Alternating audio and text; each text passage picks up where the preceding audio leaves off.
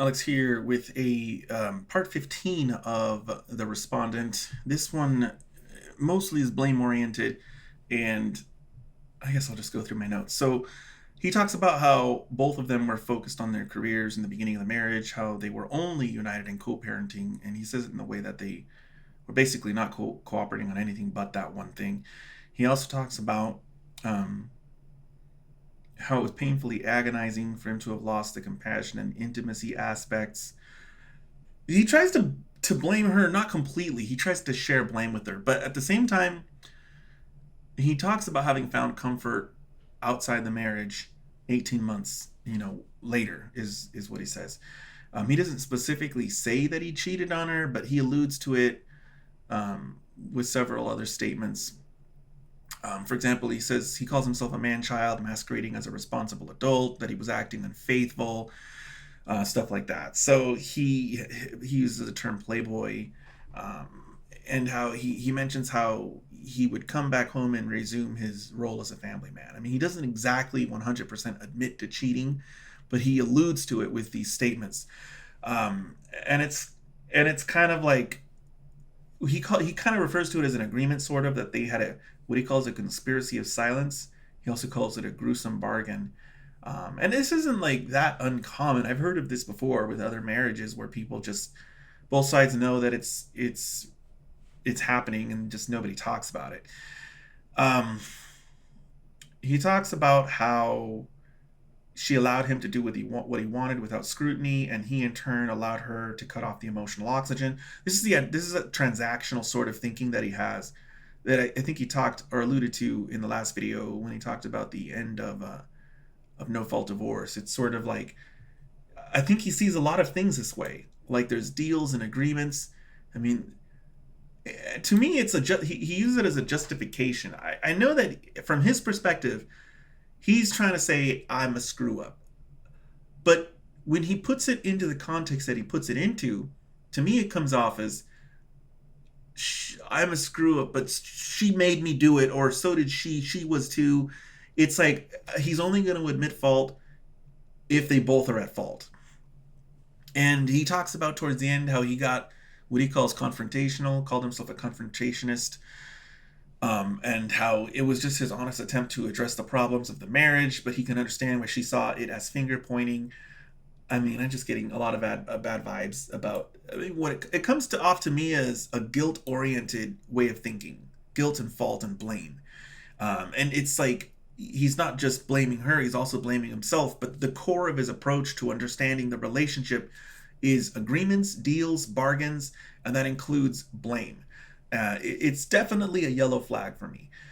He talks about he pleaded with her to go to therapy with him. This is not like I think a lot of abusive people think that this is a silver bullet.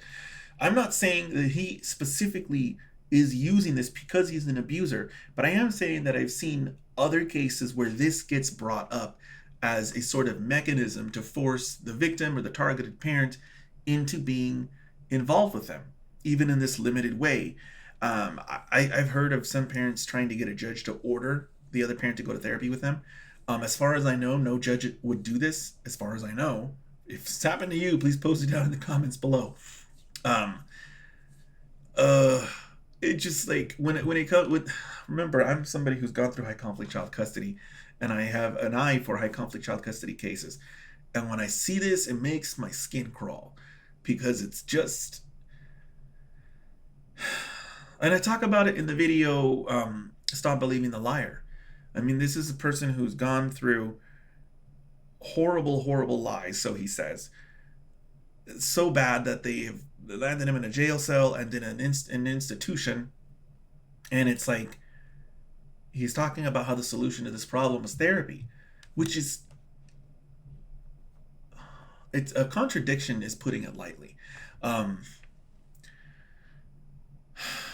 I mean, it gets worse. I mean, it just gets worse. So he talks about how the bedrock of a marriage is trust, which is an odd statement to make considering from what I've seen, within 18 months, there was none left. And for all, we're only hearing one side of the story. We really don't know what his ex's position is. But I wouldn't be surprised if what happened 18 months in was actually not, the first incident. I wouldn't be surprised if her shutting off the emotional faucet was from something earlier on that is just not being discussed. It's I mean, this would be a great case to have all of the hearing videos and the filings on. It really would be. This is a case that I think if there was a My Docket series on it, it would not look good for him. That's just a vibe that I'm getting. Next, he says that therapists in general want you to open up, but attorneys will seduce you with what you want to believe. That is the only statement in the entire chapter that I agree with.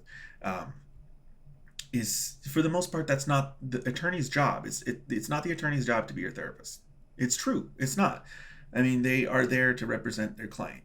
If the client wants a certain thing, the attorney, for the most part, is going to try and get that thing. That's what they're paid to do. There are lawyers in the family court system that won't do that. There are lawyers that will say, we're going to do what's right. We're going to do what's right by the kids, what's right by you.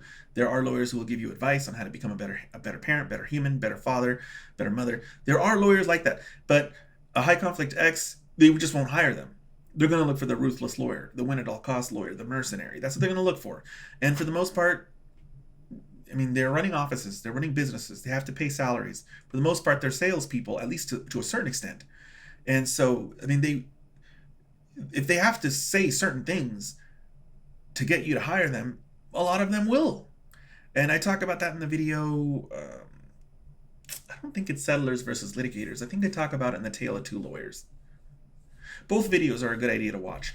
In any event, I do agree with him that that's what attorneys will do for the most part, because that's their job. Their job is not to be a therapist. Their job is to be an attorney and to bring points and authorities to court and argue your case and try and win your case. And I mean, they're just doing what they're supposed to do. And a lot of times, if an attorney doesn't tell a client what they want to hear, the client won't hire him. So a lot of times, that's what they have to do.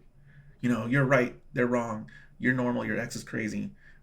You've been wronged. You've gone through an injustice. It's unfair. And I'm going to help you get what you deserve. Yeah, that's the kind of stuff that they'll say a lot of times. They have to. If they say you're a bad parent, you need to go get better, a lot of times the parent will say, I'm not going to hire you. So in any event, I guess that's all I have for this chapter. I wish I had more, guys. But, I will say that it was an insightful chapter, just not in the way that I think the author wanted. I mean, it gave me a lot of insight into his way of thinking, and it did not improve my perspective of him. If you guys have any questions, feel free to post them down in the comments below, and I will see you guys next time.